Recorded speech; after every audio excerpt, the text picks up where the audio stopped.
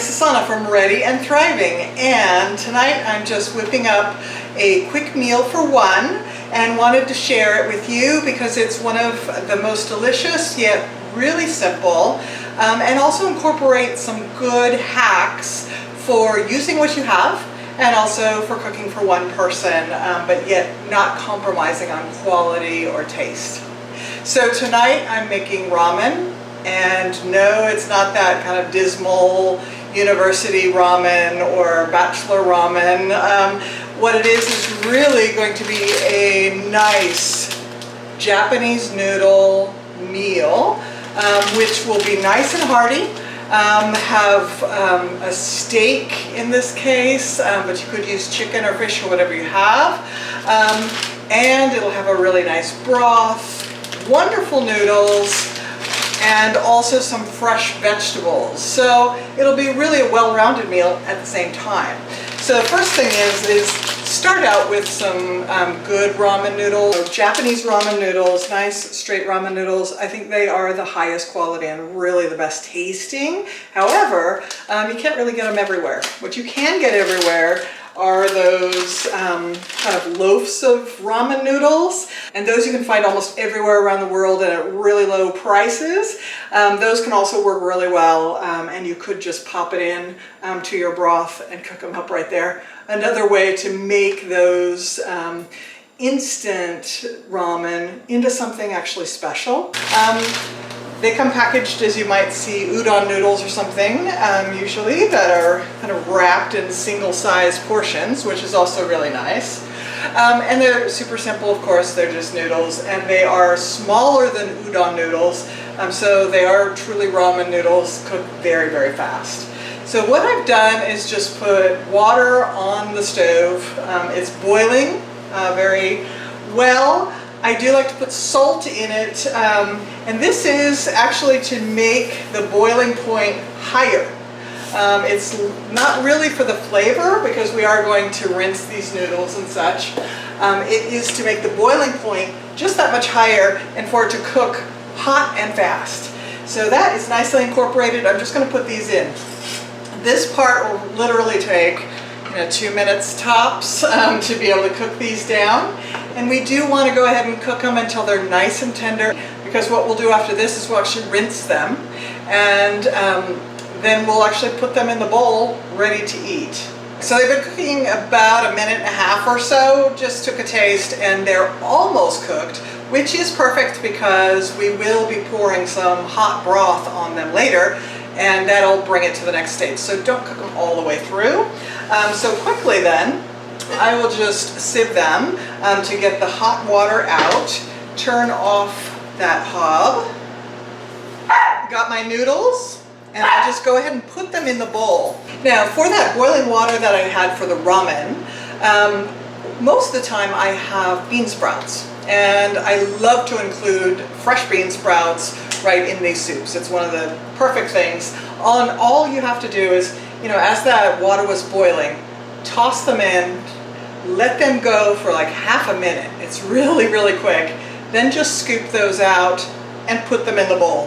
And then that water, you just use it then and do the ramen next. So that's a great way just to use that water that's already cooking and to just really quickly blanch your vegetables that you might want to be putting into your soup. The nice thing about this is actually you just kind of assemble your soup as you go. So as things become ready, you just start to pile them. The noodles go in first. They can sit there for a bit. And then we'll get on to the next bit, which is actually starting the meat. So we'll get the pan nice and hot. Now I'm just going to prepare the meat. And this is super simple. So I just pulled out a couple individual sized steaks. I am making 2, even though I'm making soup for 1, because I'm going to go ahead and cook both while I've got a hot pan and all the seasoning ready.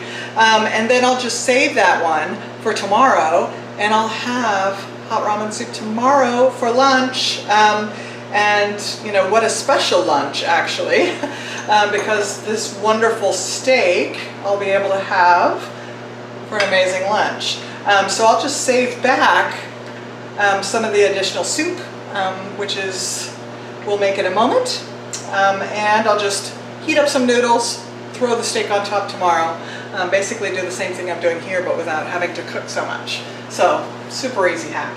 So that's it. I've just put on peanut oil in this case, but you can use any oil that you like that cooks at a very high heat, because we've got this pan on high, and we are going to really just sear the outside. It's basically 2 minutes on each side, super quick, and then we'll let that rest. Ideally use some tongs because they're super simple then to touch, and also silicone for non-stick. And here this is starting to snap, so I think this is at its top temperature now already. So we will just put the steak, which I just put that peanut oil on only, and I didn't even season it, not even salt and pepper. And that is because we will season it after. Now you can hear that nice sizzling sound. That's exactly what you want. You want to hear it almost like a small applause coming from that plate. So now this plate has been contaminated with a raw meat, so we will put that away and we won't use that one again. I do have an additional plate, and this I will use to go ahead and rest the meat once it's done. Okay, so that is cooked for about 2 minutes on one side. And now I will just flip it. So it's looking nice and caramelized. That's what we're looking for, is a really nice sear. We want to get that nice and hot cooked on the outside, but that's it. It will rest, it will become fully cooked, but with a nice kind of pink center, so still really delicious, and that will be ready to go. Now, in this case, I have used a full-size saucepan to be able to do the cooking here.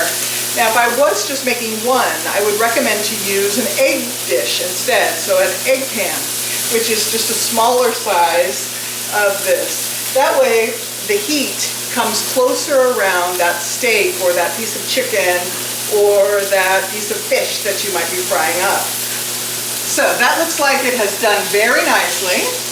Already cooked the bottom and the top, looks really good. So what I will do now is I will just let it rest. So I've just pulled that off and I've put it onto a plate and I will just let it rest here. While it is resting, I will put teriyaki sauce on it, and that will really start to sink in together as it rests. Now when a meat rests, what it's doing is relaxing. And that helps with the moisture content because it often will go outwards and then back inwards as it rests again. So you really want to take this step, and that's why I actually don't start making the soup until I've made that meat. It forces me to let this rest. So that will just sit and rest in the teriyaki sauce. Now this pan is still hot, and I did that on purpose because we'll just cook the broth in the same pan. Super simple.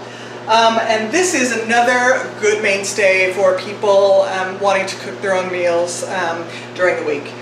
Using some sort of broth, so chicken broth. This is a chicken bone broth, which has a little bit more flavor, but whatever your favorite is. I like to use chicken in almost all ramen noodle soups, even when I'm using meat, beef, or fish.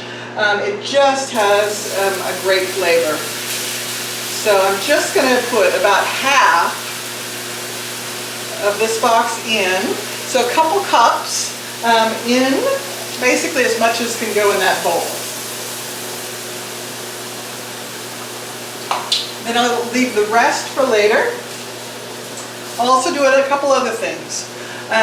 If you have a fresh pepper, use a fresh pepper, cut it up, and put it in, leave it in. I don't, because a nice single person's hack is to get dry peppers that last. And these add tons of flavor. So I will just put this in, but then before I eat it, I will pull it out. But it will add a really nice little bit of heat and nice flavor. I'm going to put a bit of sweet chili sauce. And you can use whatever you have. This is sambal olek, which is a nice one. Flavor it to your favorite. Now I want to make sure to use fish sauce. This you will use for fried rice, for any types of stir fries, and it's great in soups as well. The next thing I'm putting in is a malt vinegar. I like malt vinegar in particular. It's got a bit of a nicer flavor than some of the others, but you could use really any type of vinegar, or you could even use a rice wine or a sherry of some sort to just add that little extra bit of tang and acidity. Yes, this is brown sugar. We want to have that balance of flavor, so I'm going to put some brown sugar in there as well. Remember, we have vinegar, we have chili, we have some really strong flavors. So this will just help to smooth that out and balance it out. Now the ratios are probably about the same amount of this as you would do with your chili powder, a little bit less of the vinegar. So the meat has rested now. I'm just going to simply slice it. And that gives it an easier way to eat it, of course, within a soup. And I'm just going to cut it nice and lengthwise so that I can pick up those nice pieces, still have a wonderful bite, and really enjoy that nice, soft, and deliciously cooked meat, but also still be able to have it kind of hang together and look wonderful. You know I like to make make-aheads if you have seen some of my other videos. If you haven't, check it out because it makes your life so much easier. And one of the make-aheads here is that I've cooked double the meat that I need, and I'm just slicing it up so that it's ready for me tomorrow. Then it's basically pretty much an instant meal for me to make for lunch, but yet instant, yet homemade, and full of delicious and nutritious food, spiced just the way I want it. So now what you can see is I have sliced the meat into nice strips, and that is ready to be put on top of the soup. We'll let that sit until I get the rest of the ingredients ready to go. I'm taking that pepper out. It's done its job. You can see it's very soft now. It's given its life, its flavor to that wonderful soup. Now I can go into the compost pile. We basically take it off the heat, and I've got the broth nice and hot and ready to just go onto these wonderful noodles. What a delicious broth. Now if I would have made it with the entire box, then I would have enough that I could save that too as a make-ahead for tomorrow. But it's so easy to just pop it together, and I'll just have these ingredients right here ready to make for tomorrow. So either way, whatever you prefer. If you like it to be instant, just pour the rest into a jar and you're ready to go. I promised fresh vegetables as well. So I have put together a few vegetables that I have on hand and ready to add just that little bit more of flavor. Another make-ahead is scallions. So these are green onions that I bought a whole batch, even though I'm a single person. Cut them all up at once and then just threw them into the freezer. Now I'll grab a little handful and use that, and that's it. It gets heated up nicely within that broth, so I don't need to do any more than that. That's why I love to make make-aheads, particularly with vegetables and the freezer. Another great flavor to add at this point is just a little bit of citrus. Normally, if I've got a lime, I'll just put a quarter or half of a lime in there. But again, little hack, if you don't have it on hand, a little bit of lime juice just kept in your refrigerator, you pull that out, it brightens up so many things. Try it on a salad, soups, all sorts of food that you have. I also diced up a shallot, and that is a small French onion. I love shallots because they have a nice mild flavor, but another reason I love shallots is they are small, and they're perfect if you want to just dice up one for one person. It's just the right amount. So for shallots, I'll just put those in as well, and they're good to go.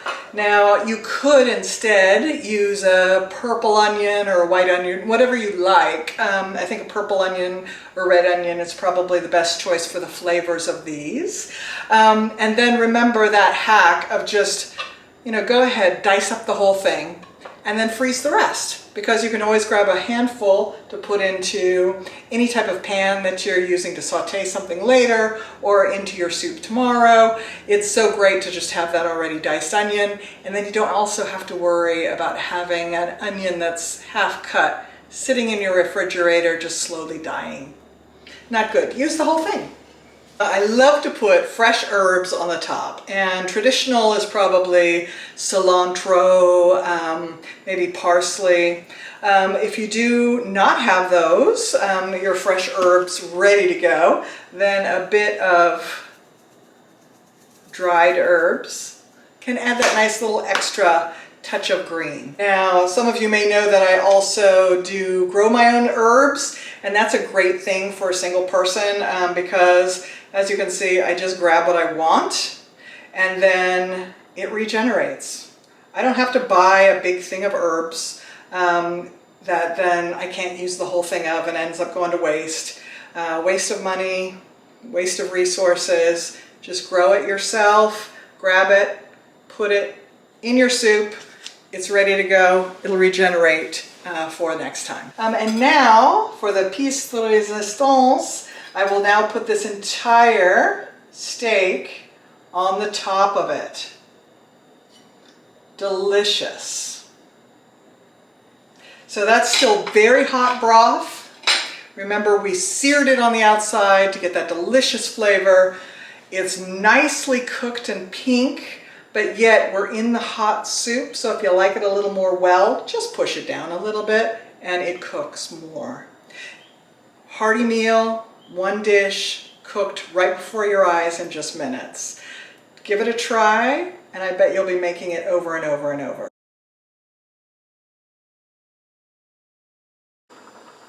So now we're making the wonderful Japanese noodles for lunch the next day. Super simple. If it wasn't easy enough last night, it's even simpler now, almost instant. You cooked up extra noodles last night, then you can store those quite nicely in the refrigerator. I didn't know that until I moved to the UK, and you can actually buy pre-cooked noodles in a bag. Now they're a little bit, they stick together, but they're perfect for soup or for making lo mein or chow mein because they're already ready to go, and you can just throw them in.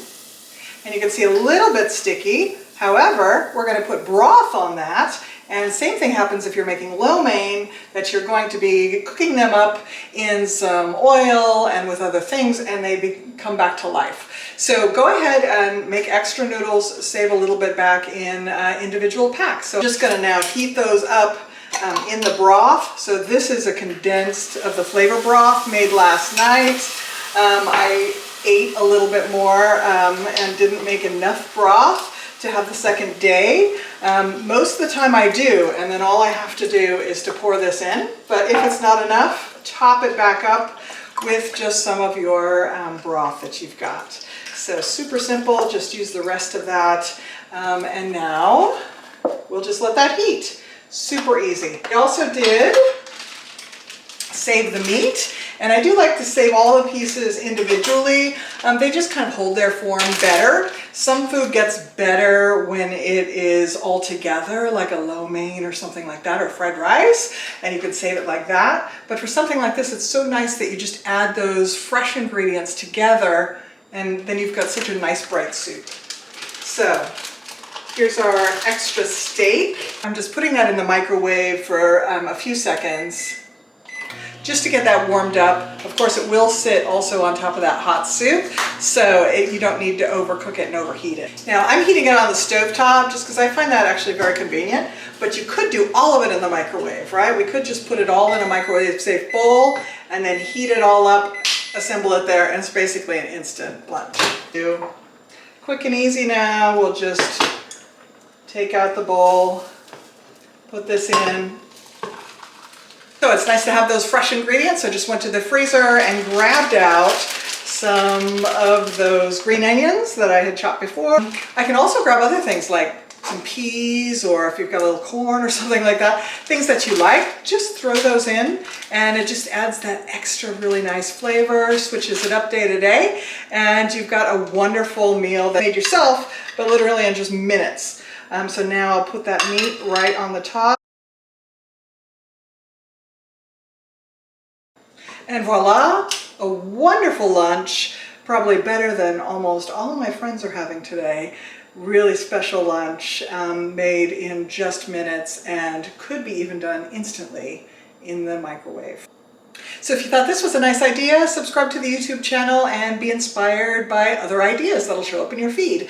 Or go to readyandthriving.com and you'll see all the recipes and also some great hacks for cooking for one, or just to make your cooking easier, quicker, but not compromising on having delicious, highest quality, healthy ingredients for a wonderful experience.